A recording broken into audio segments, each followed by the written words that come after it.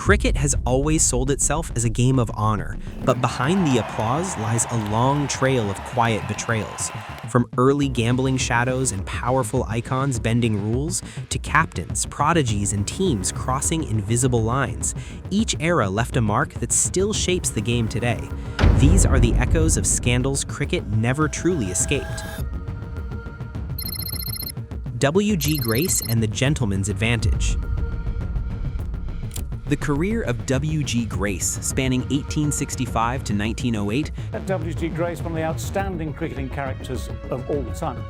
This was the great phenomenon, really, of English cricket. Coincided with cricket's transformation into a nationally organized sport, including the rise of county cricket and international test matches. Grace's influence was most visible in first-class matches for Gloucestershire, as well as high-profile games at Lord's and the Oval during the 1870s and 1880s. While revered for his batting genius, Grace was frequently accused of exploiting his status. Test cricket was 25 years away from beginning. He scored millions of runs, took lots of wickets on pitches that were simply awful. They were roads, really. Refusing to walk after clear dismissals or intimidating umpires into reversing decisions. These incidents were rarely recorded as scandals because cricket culture at the time deferred to social hierarchy. Umpires, often amateurs, lacked both authority and protection to challenge a figure of Grace's stature. His actions highlighted a fundamental flaw in cricket's moral framework. It was he who steered the game from its fairly humble rural beginnings. He was probably one of the world's great professionals too. He might have been an amateur technically, but the fees that he commanded for his presence. Enforcement depended on equality, yet the game tolerated inequality. The long-term impact was subtle but profound. Future generations inherited a sport where star power could dilute accountability. Bodyline, strategy or ethical breach, 1932 through 1933. The 1932 to 1933 Ashes series between England and Australia marked the first time cricket faced a global crisis over ethics rather than legality. When the wicket was very lively after some rain, Don Bradman showed signs of disliking the short ball intensely and tended to keep away from Larwood, who was running very fast. England's bodyline tactics were most evident during the second test at the Melbourne Cricket Ground, December 30th, 1932 to January 4th, 1933, and escalated further during the third test at Adelaide Oval, January 13th to 19th, 1933. Fast bowler Harold Larwood repeatedly delivered short-pitched balls aimed at the body, supported by a heavily loaded leg-side field. While the MCC defended the strategy as legal, Australian players viewed it as dangerous and unsporting. Crowds reacted with hostility, and tensions escalated beyond sport, prompting diplomatic exchanges between the Australian Board of Control and English authorities. The series forced cricket's lawmakers to confront the gap between written rules and moral responsibility. Subsequent law changes in 1935 restricted intimidatory bowling, proving that exploiting loopholes could be as damaging as outright cheating. The underarm incident, when winning overrode integrity, 1981. It looks to me as if they're going to bowl underarm off the last ball. Rod Marsh is saying no, mate, but I'm sure he's going to bowl an underarm delivery. The underarm incident remains one of cricket's most universally condemned moments because of its clarity and intent. During the Australia versus New Zealand ODI at the Melbourne Cricket Ground on February 1st, 1981, part of the Benson and Hedges World Series Cup, Australia needed only to prevent New Zealand from scoring 6 runs off the final ball. Captain Greg Chappell instructed his brother Trevor to bowl underarm, rolling the ball along the pitch. The delivery ensured victory, but provoked outrage. We're going to bowl an underarm. We haven't believed it. And that's a disappointing finish. Disappointed Brian McKechnie, the crowd boo. New Zealand batsman Brian McKechnie reacted in disbelief, while spectators booed relentlessly. Though legal under the laws at the time, the act was instantly labeled unethical. Cricket authorities responded by banning underarm bowling later in 1981, but the incident permanently altered how cricket judged intent. It became a defining example of how exploiting legality for victory can erode trust and reputation. Ball tampering before it had a name. Ball tampering controversies have punctuated cricket history long before the term became widely used. One early flashpoint occurred during the India versus England test at Feroz Shah Kotla, Delhi, 1979, when umpires penalized England after suspecting illegal ball alteration.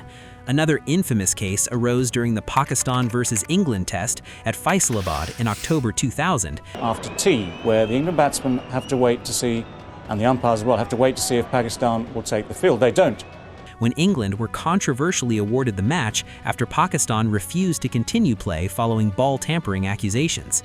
Across the 1970s, 80s, and 90s, reverse swing mastery, particularly in subcontinental conditions, blurred ethical lines. Inconsistent enforcement and vague definitions allowed players to justify borderline techniques. The lack of uniform punishment created confusion. It's disgraceful. Even the Prime Minister. This is a shocking disappointment. And it's all over this, a cricket ball. Reinforcing the belief that ball tampering was a negotiable offense rather than a serious breach. This tolerance normalized unethical behavior, making later scandals almost inevitable. Match-fixing rumors of the 1990s. The 1990s marked a critical escalation in cricket's vulnerability to corruption. As broadcasting deals expanded and betting markets flourished, suspicions grew around matches such as the Singer Cup in Sri Lanka in 1996 and various bilateral ODI and Test series involving India, Pakistan, and South Africa. Unusual performances, sudden collapses, and erratic decision-making fueled speculation. However, cricket boards were reluctant to act, fearing reputational damage. Investigations lacked independence and authority, while players received minimal education about the risks of engaging with bookmakers. This period created an atmosphere of suspicion without accountability. Fans sensed corruption, but institutions failed to respond decisively. The absence of structural reform allowed unethical behavior to embed themselves deeper into the sport, setting the stage for an unavoidable reckoning. The Hansie Cronje affair 2000. The exposure of Hansie Cronje's corruption in April 2000 marked cricket's most devastating betrayal. The scandal emerged following the India versus South Africa ODI series in March 2000, when Delhi police released taped conversations linking Cronje to bookmaker Sanjay Chawla. One of the most scrutinized matches was the fifth test between South Africa and England at Centurion Park, January 14th to 18th, 2000, where Cronje allegedly influenced the outcome of a rain-affected game. Cronje's confession shattered public trust, revealing how easily authority and respect could mask corruption. Did you also arrange to meet him in Bloemfontein at one stage to discuss getting your ducks in a row, so to speak, for the commission?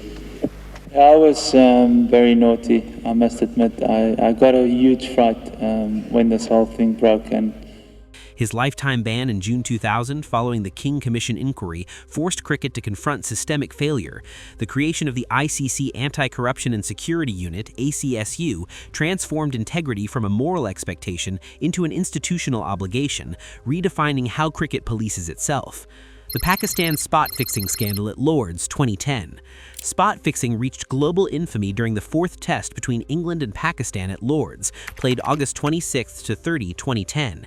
Captain Salman Butt, along with bowlers Mohammad Asif and Mohammad Amir, deliberately bowled no balls at predetermined moments, confirming bookmaker predictions.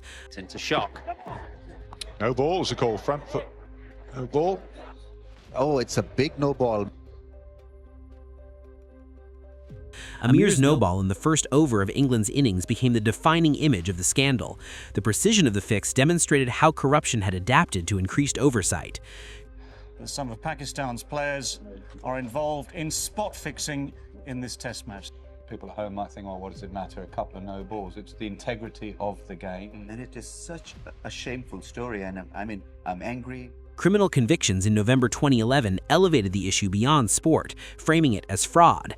In response, the ICC strengthened reporting requirements, expanded education programs, and embedded anti-corruption officers within teams. It essentially has been banned for 5 years each, but there's a real feeling here that the punishment handed down by Michael Beloff QC and his two colleagues. The Lord's scandal reshaped cricket's understanding of integrity threats in the digital age.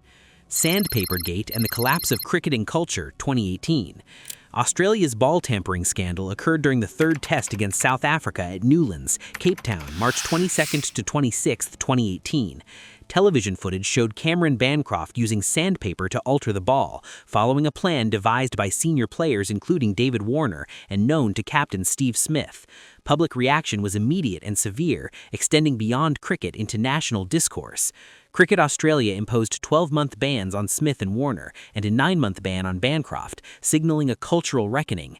An independent review exposed a toxic win-at-all-costs mentality. Sandpapergate redefined leadership accountability and upgraded ball tampering to a major offense, reinforcing the idea that integrity failures can originate internally, not just through external corruption. A game forever changed. Cricket's modern integrity framework is the result of centuries of ethical failure, reform, and adaptation. From early gambling-driven manipulation to landmark scandals in test matches and ODIs, each incident forced cricket to evolve. Integrity units, surveillance systems, and education programs now define international cricket, replacing blind trust with structured accountability. I really regret that. And it's going to be a decision that's going to stick with me for the rest of my life. I think they're asking him about what he had in his pocket. Focus attention of the world to South Africa insofar as the field of cricket is concerned. Every time the South African team played a test match, while the game is cleaner than ever, it carries permanent scars. Every controversial moment is viewed through the lens of history. The echoes of scandal remain not as reminders of shame, but as safeguards, ensuring that cricket's future is protected by vigilance rather than nostalgia.